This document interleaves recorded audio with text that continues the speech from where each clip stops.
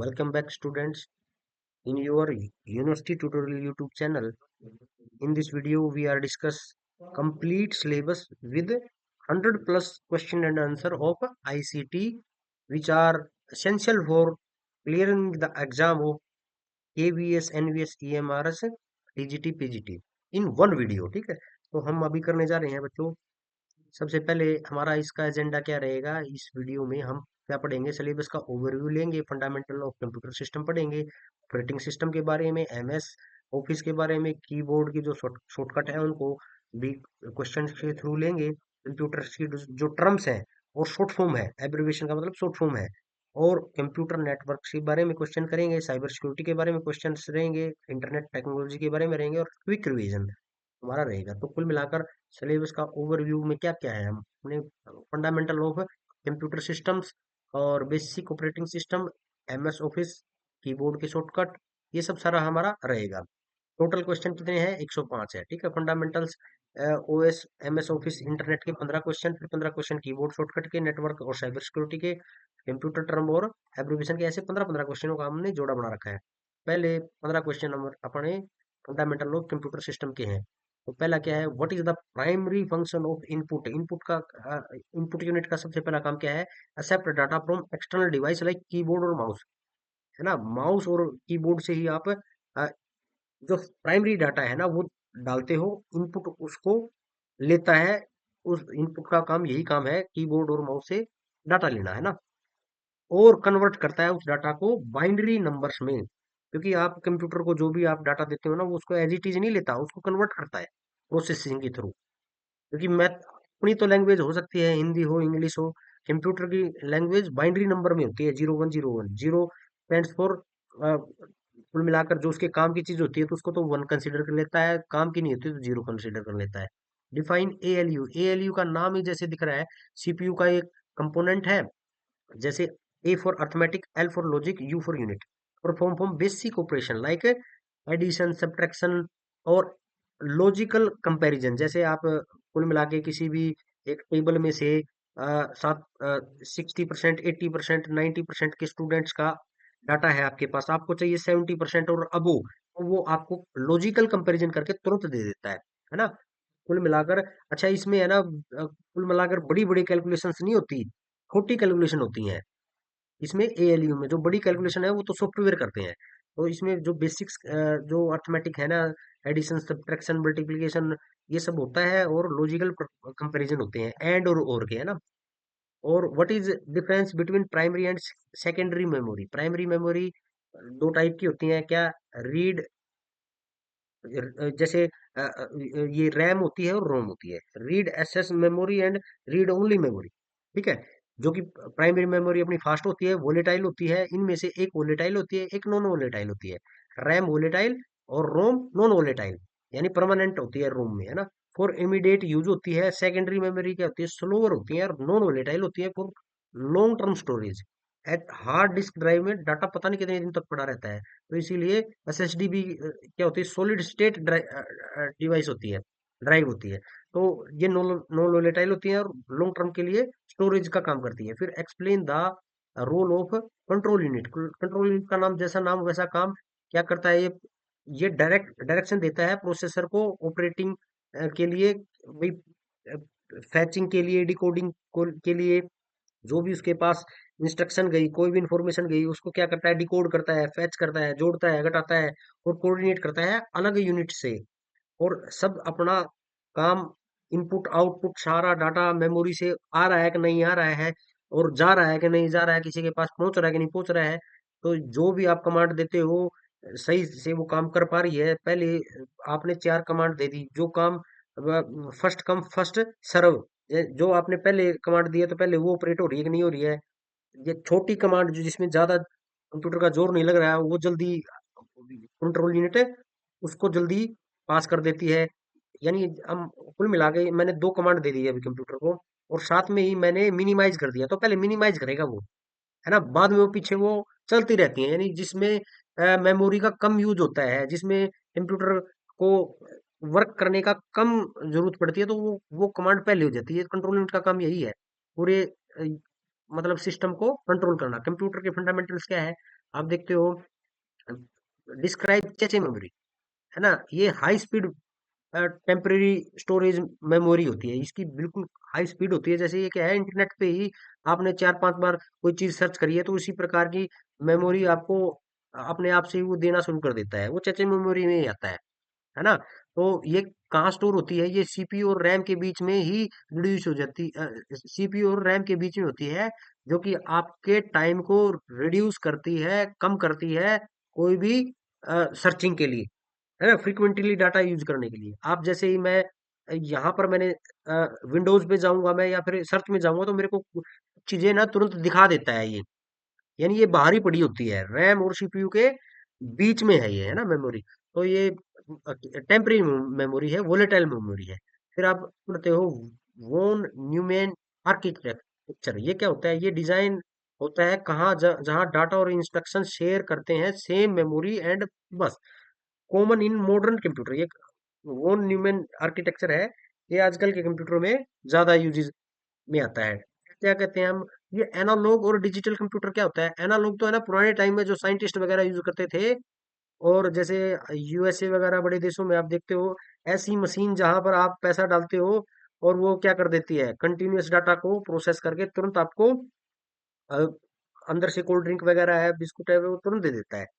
उनमें एनालॉग होता है, यानी आप में आप जो समझाना चाहते हो उसको तुरंत समझ में आ जाता है, कंटिन्यूअस डाटा आता है उसमें, आपको सिंगल, आप उसमें सिग्नल्स देते हो और वो अपना काम कर देता है।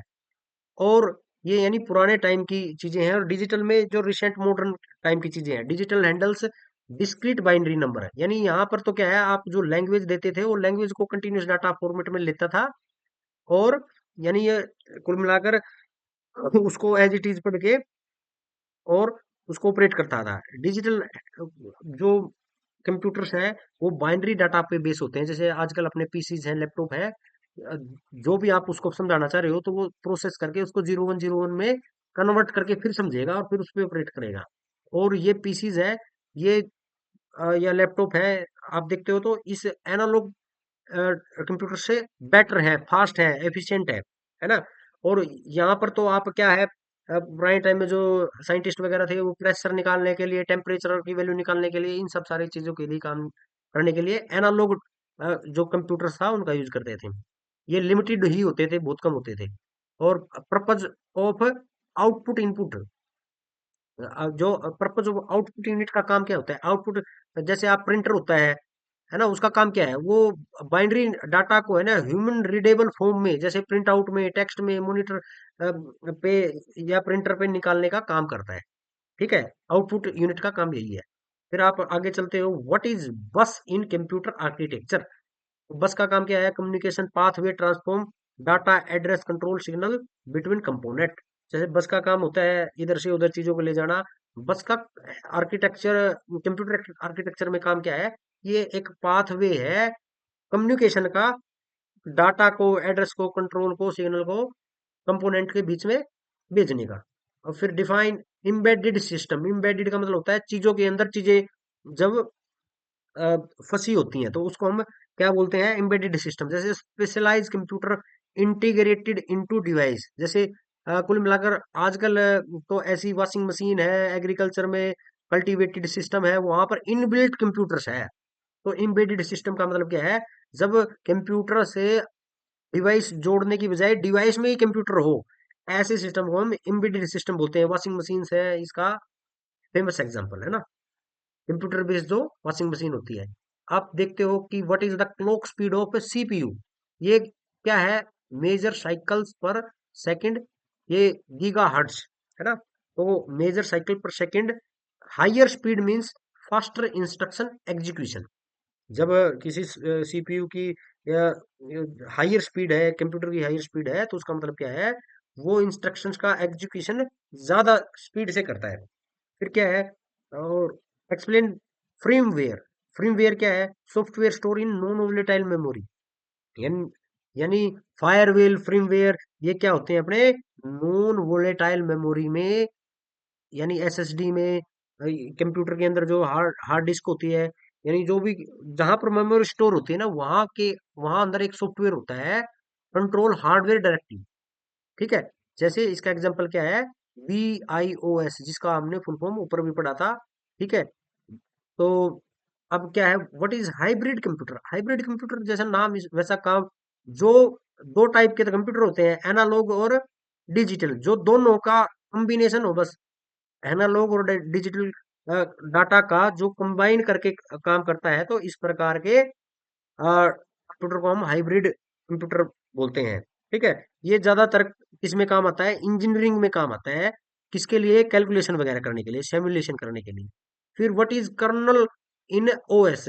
Core component managing hardware resources and system call act a bridge, है ना। OS में कर्नल का काम क्या है? जो एप्स और हार्डवेयर के बीच में, एप्स जो मतलब इसमें मैंने जिस एप्स के थ्रू मैं क्या बना रहा हूँ, ये वीडियो बना रहा हूँ, वो ऐप होगी। हार्डवेयर यानी जो इसमें आप देख रहे हो फिजिकल फॉर्म में जो सॉफ्टवेयर और हार्डवेयर में आपको अंतर पता ही है। जो फिजिकल फॉर्म में आप देख नहीं सकते, जो इसके अंदर है वो सॉफ्टवेयर है।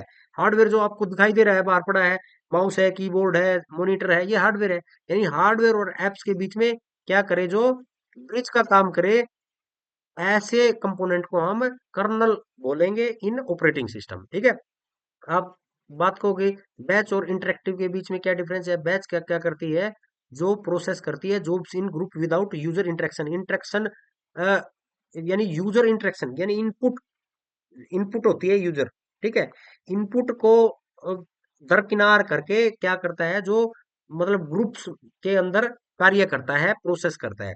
और जो इंटरेक्टिव क्या होता है? इंटरेक्टिव है ना, यूजर को रियल टाइम यानी उसी दौरान उसका इंटरेक्टिव को मतलब इंटरेक्ट करता है यूजर के साथ, यूजर इनपुट के साथ, है ना।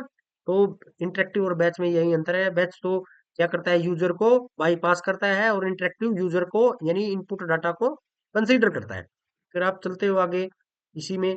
फिर क्या है? What is virtual memory? Virtual memory, virtual memory एक ऐसी मेमोरी होती है जो कि एक ऐसी टेक्निक है जो डिस्क स्पेस को है ना, अ, यानी रैम का है ना एक स्पेस बढ़ा देती है। रैम का रीड एक्सेस मेमोरी का, रैंडम रैंडम एक्सेस मेमोरी का स्पेस बढ़ाने के लिए वर्चुअल मेमोरी काम आती है। क्यों? ताकि बड़े बड़े जो प्रोग्राम है वो रन किए जा सके तुरंत। फिजिकल मेमोरी इसके लिए अलाउ करती है उस टाइम पे।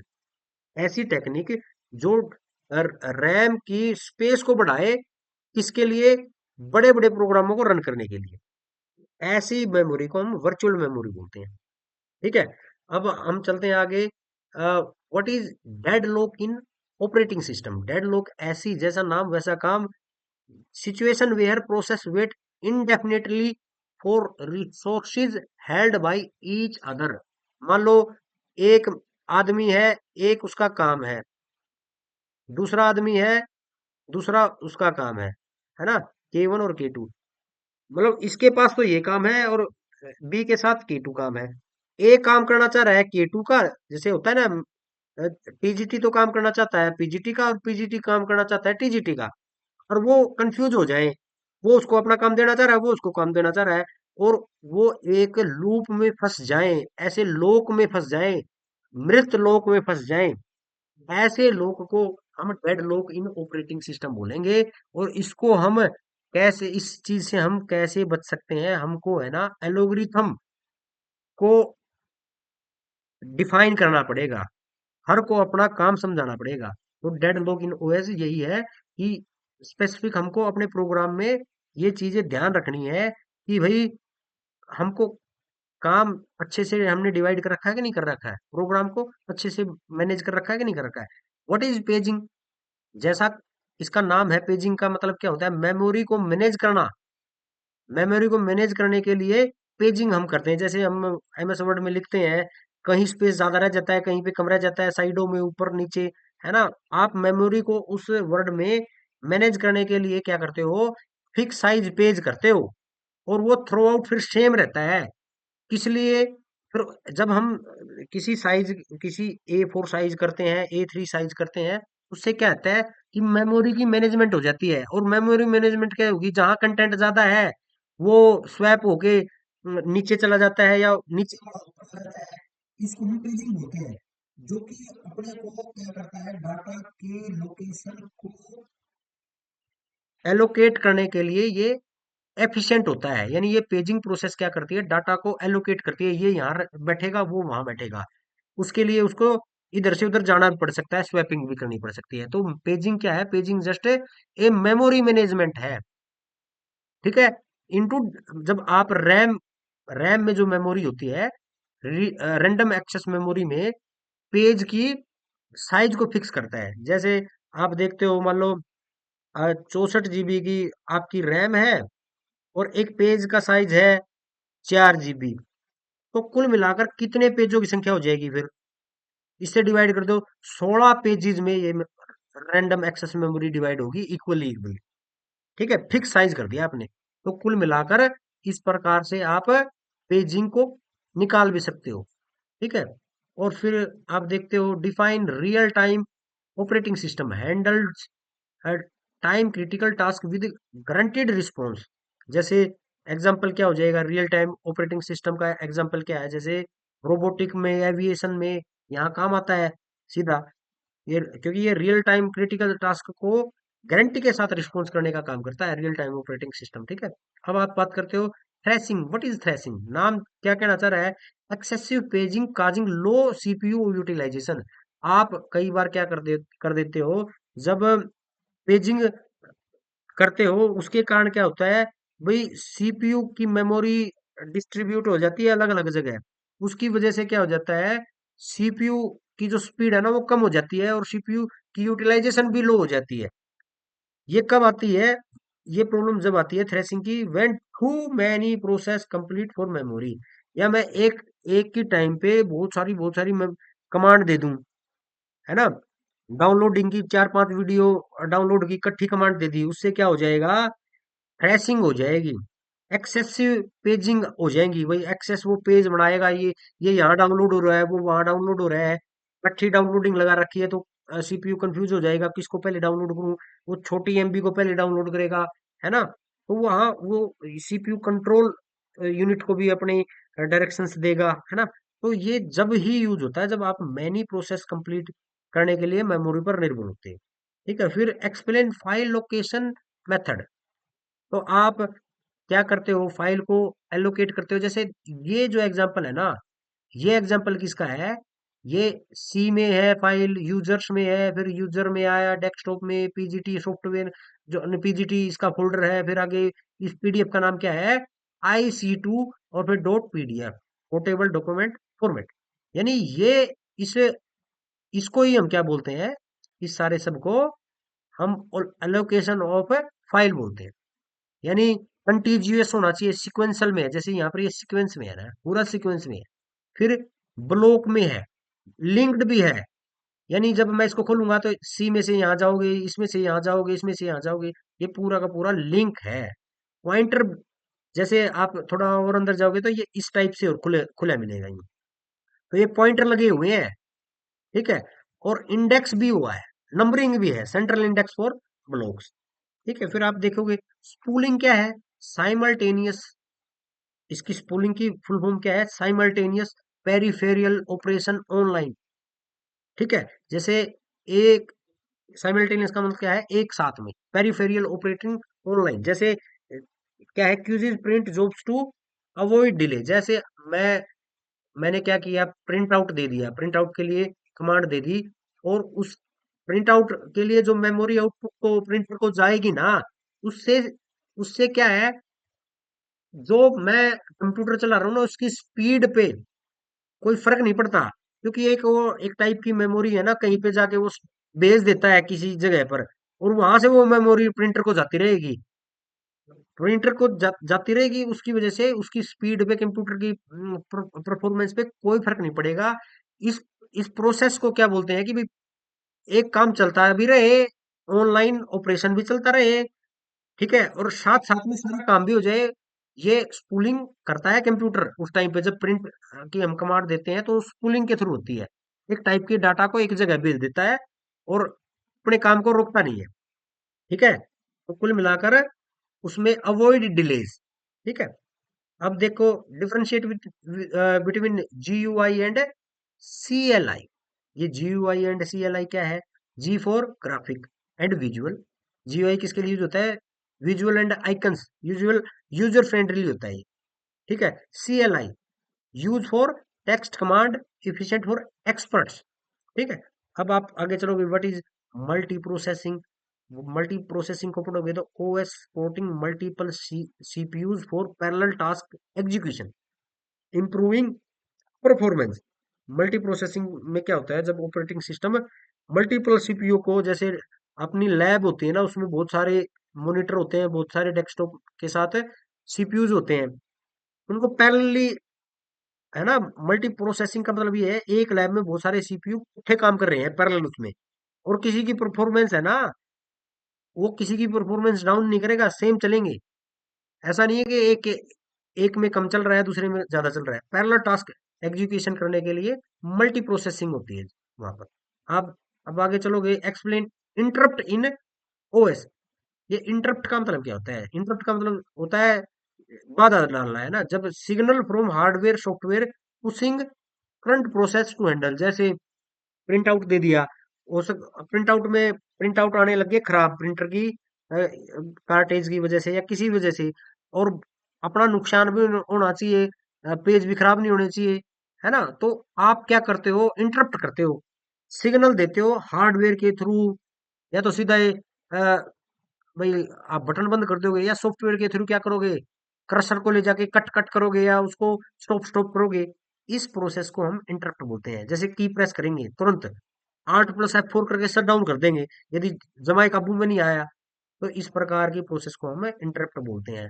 What is scheduling. स्केड्यूलिंग क्या होती है ऑपरेटिंग सिस्टम में?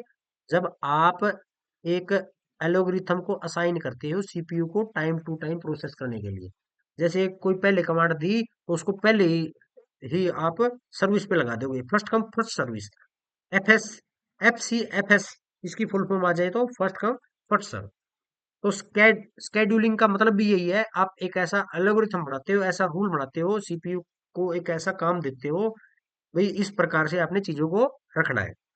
फिर define distributed operating system. Distributed operating system का मतलब जैसा नाम वैसा काम, मैनेज करता है भाई कंप्यूटर्स को नेटवर्क के पॉइंट ऑफ व्यू से, कि भाई एक सिंगल सिस्टम के साथ शेयरिंग रिसोर्सेज ट्रांसपेरेंटली। अब वो डिस्ट्रीब्यूशन ट्रांसपेरेंटली कर रहा है कि नहीं कर रहा है, ऑपरेटिंग सिस्टम में डिस्ट्रीब्यूटेड ऑपरेटिंग सिस्टम यही है कि जो it manage network computer as single system, sharing resources transparently, है ना। अब आप देखते हो बूटिंग, जो मैंने बताया था, बूटिंग एक इम्पोर्टेंट प्रोसेस है। जब आप किसी डेस्कटॉप को ऑन करते हो, तुरंत ऑन नहीं हो जाता, क्या करता है, सीक्वेंस होती है। पहले तो ऑपरेटिंग सिस्टम, पहले तो चलेगा मदरबोर्ड, मदरबोर्ड एनर्जी लेगा बैटरी में से, CPU अपना काम करना शुरू करेगा। CPU है ना, सबको संभालता है, फिर इनपुट मेमोरी को, आउटपुट मेमोरी को, सबको, इनपुट यूनिट को, आउटपुट यूनिट को, सबको संभालेगा। इस प्रोसेस को, जगने को ही हम क्या बोलते हैं, बूटिंग बोलते हैं, ठीक है। ये हार्डवेयर सॉफ्टवेयर सबको चेक करता है। आप आगे चलते हो, what is mail merge in MS word. Mail merge, merge का मतलब जोड़ना होता है। Feature combine template with data source. आप कभी भी जो टेम्पलेट होते हैं उनको डाटा के साथ जब जोड़ते हो, MS वर्ड खोलोगे, आप आपको एनिमेशन बनाना है, टेम्पलेट बनाना है, या कुछ और टेबल को इंट्रोड्यूस करना है, सर्कल को इंट्रोड्यूस करना है, यानी आपको इक्वेशन लिखनी है, तो वहां पर आप क्या करते हो, चीजों को इधर उधर से जो ऑप्शंस होते हैं उनको उठा उठा के उस PPT में या फिर कहीं पे आप प्रिंट में, जहाँ पे भी आप इंट्रोड्यूस करते हो, तो ऐसे ऐसी प्रोसेस को क्या बोलते हैं हम, मेल मर्ज, ठीक है। ये वी लुक अप क्या होता है, वी लुक अप फंक्शन क्या होता है एक्सेल में? एक्सेल में है ना, कई बार इसका बेस्ट एग्जांपल यही है कि भाई आपके पास स्टूडेंट्स हैं बहुत सारे, with percentage, with name, father's name, email ID, और एक उनकी यूनिक आईडी आप क्रिएट कर देते हो। और मान लो किसी जो क्लर्क है उसको स्टूडेंट का नाम याद नहीं रहा, उसकी आईडी पता है, तो आईडी के थ्रू स्टूडेंट का नाम, और यदि स्टूडेंट का नाम पता है, फादर्स का नाम का पता है, कुछ बेसिक डिटेल पता है, तो उसकी आईडी। ये सब मतलब एक कॉलम से दूसरे कॉलम में, बैक कॉलम में आप मैच करने के लिए ये वी लुकअप, जैसा इसका नाम है वैसा इसका काम है, वी लुकअप। हम उसको देख रहे हैं किसी मेथड से, ठीक है। Searches for a value in column and return matching data from another column. एक कॉलम में, एक कॉलम से दूसरे कॉलम का डाटा देख लेना, इसको हम वी लुकअप बोलते हैं। एक्सेल में ही ये यूज होता है। ठीक है। What is theme in PowerPoint? भाई what are the themes of PowerPoint? क्या यूजेज है? Pre design set of colours fonts effects apply to slide और कंसिस्टेंट विजुअल अपील। आप देखते हो भाई पावर पॉइंट में कलर्स को, फॉन्ट्स को, इफेक्ट्स को आप अप्लाई करते हो, है ना, स्लाइड को इफेक्टिव बनाने के लिए, विजुअल अपील के लिए।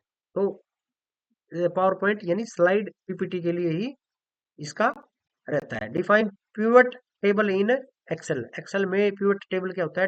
Tool summarising analysing large data set by grouping aggregating data. Pivot table का मतलब ये है कि एक ऐसा टूल होता है जो एनालाइज करता है लार्ज डाटाबेस डाटा सेट को, समराइज करता है, और किसके किसके थ्रू? ग्रुप ग्रुप बना के, छोटे छोटे ग्रुप बना के वो पूरे डाटाबेस को, बड़े डाटाबेस को समराइज करता है, एनालाइज करता है, क्रिटिकल उसकी कंपैरिजन करता है। फिर आप देखते हो what is how to insert a table in Word. आप क्या करते हो? पहले तो इंसर्ट पे जाओगे, फिर टेबल मेन्यू में जाओगे, फिर रो और कॉलम को वहां से ऑर्गेनाइज डाटा फॉर्मेट में सीधा इंसर्ट कर दोगे। ये आप एमएस वर्ड में जाओगे जाओगे तो टेबल का ऑप्शन कैसे जाएगा? आप इंसर्ट में जाके और फिर टेबल के मेन्यू में जाके एक बार रो को अलाउ कर दोगे, एक बार कॉलम को अलाउ कर दोगे, फिर उनको फॉर्मेटिंग के थ्रू एक टेबल बना सकते हो। What is conditional formatting in Excel? जैसे आप कंडीशनल जैसा इसका क्या है भाई? Automatically highlight cell based on colour. यानी एक कंडीशन दे रखी है कि भाई कंडीशन क्या है? जब भी एक्सेल में वैल्यू, कोई भी वैल्यू उसमें इनबिल्ट है, आर की वैल्यू मान लो, आर की वैल्यू 10 से कम है ना, ये कंडीशन दे रखी है उसने, इनबिल्ट है। आर की वैल्यू 10 से कम होगी ना, तो उस सेल का जो कलर है ना एक्सेल में, उसका कलर है ना रेड हो जाएगा। जैसे ये क्यों इंपॉर्टेंट है? मान लो बहुत सारा डाटा आपने मेडिकल सेक्टर में ले रखा है, बहुत सारी वुमेन का, है ना, तो आप उसमें एनालाइज करते हो बीपी, शुगर, और फिर किसका क्या, मतलब पैरामीटर्स होते हैं, वेट क्या है ना, और क्या क्या उसको डिजीज है, क्या क्या उसके चेकअप हो गए हैं। तो उससे एक ओवरऑल है ना, जहां जहां सेटअप कर रखा है डाटा, जहां जहां वो वैल्यू से कम होंगी, वो तो आप 10 है ना, ये तो आपको फिक्स करना होता है। आपने उसे में इनबिल्ट ये चीजें फिक्स कर रखी हैं, तो उस वजह से क्या होगा? आपको जब वो डाटा सेव करोगे ना, तुरंत उस एक एक चीज को देखने की जरूरत नहीं है। जहां पर डेंजर लेवल मिलेगा ना, वहां पर उस टेबल का कलर है ना रेड होया पाओगा, या सेटिस्फैक्टरी है तो ग्रीन होया पाओगा। तो ये क्या है? कंडीशनल फॉर्मेटिंग होती है किसमें? एक्सेल में। ठीक है। इसका यूज क्या होती है? वो ऑटोमेटिकली हाईलाइट कर देता है सेल के कलर को। ठीक है। अब आप आगे चलते हो। Explain slide master in power point. Slide master का काम क्या होता है? Template define layout. पहले लेआउट में जाओगे और फिर ऑल स्लाइड को एडिट करोगे, और कुल मिलाकर स्लाइड मास्टर में आप जब जाओगे तो एक बार ही आपको क्या करना होता है? लेआउट और एलिमेंट्स को फिक्स करके आपने फिक्स करना है, और वो थ्रू आउट सेम रहेंगी। एक आपने लेआउट टेम्पलेट का चूज कर लिया, थ्रू आउट वही ऐसी स्लाइड रहेंगी। जैसे मैंने ये जो स्लाइड रन कर रखी है, इसमें मैंने ऊपर ये ब्लू कलर को सेट कर रखा है, और इस बॉक्स का साइज सेट कर रखा है टेम्पलेट का, तो ये थ्रू आउट सेम है। इसको ही हम एक्सप्लेन कर सकते हैं पावर पॉइंट में। ये तो मैंने जिस सॉफ्टवेयर में बनाई है, ऐसे ही पावर पॉइंट में भी होता है। तो हम जब लेआउट को डिफाइन करते हैं ना, तो उस टेम्पलेट में, तो ये स्लाइड मास्टर के थ्रू ही करता है। और सारे सारे स्लाइडों पे ये अलाउ, सारे के सारे स्लाइडों के लिए ये वैलिड होता है। यानी एक पे कर दिया, सब पे लागू होगा। What is query in MS Access? तो आप, ये क्वेरी का मतलब भी होता है क्वेश्चन मार्क। यानी आप कुल मिलाकर एसक्यूएल टूल फिल्टरिंग, यानी ये डाटा को फिल्टर करने का एक टूल है। जैसे आपने उन स्टूडेंटों को अ, निकालना है एकदम जिनकी जीपीए 3.5 से ज्यादा है, तो इसका आपने इस इसको क्या बोलेंगे हम, क्यूरी इन एमएस बोलेंगे। यानी डाटा को फिल्टर करना, sorting करना। ये किस लिए काम आता है? यदि मैंने मान लो किसी कॉलम में मैंने ये क्यूरी करी है, कुछ मैंने क्वेश्चन किया, उस क्वेश्चन के भी फॉर्मेट है, क्वेश्चन भी लिखे होंगे, आपको बस क्लिक करना है। 80% ऊपर का डाटा चाहिए, 70% से नीचे का चाहिए, तो आपको तुरंत डाटा को, सारे डाटा को नहीं देगा आपको, वो पर्टिकुलर जो आपने मांगा है ना, फिल्टर करके sorting करके पूरे डाटा में से वो उस डाटा को देगा, उसको बोलते हैं क्यूरी। ठीक है, अब आप चलते हैं, describe track changes in word. तो ये क्या करता है, रिकॉर्ड को एडिट करता है, ट्रैक।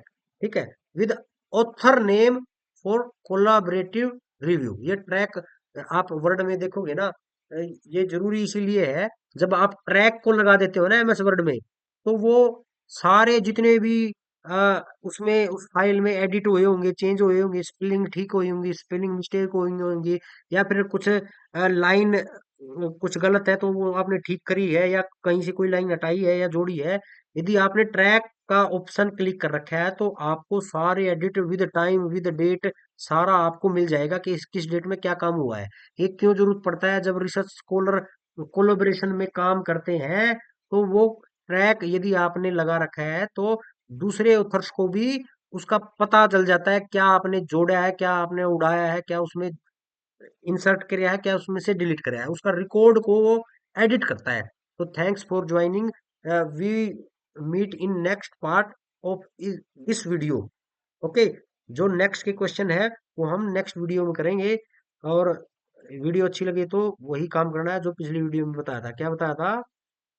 वही वही, लाइक कर दोगे अच्छा लगे तो, और शेयर कर देना। Thanks for joining.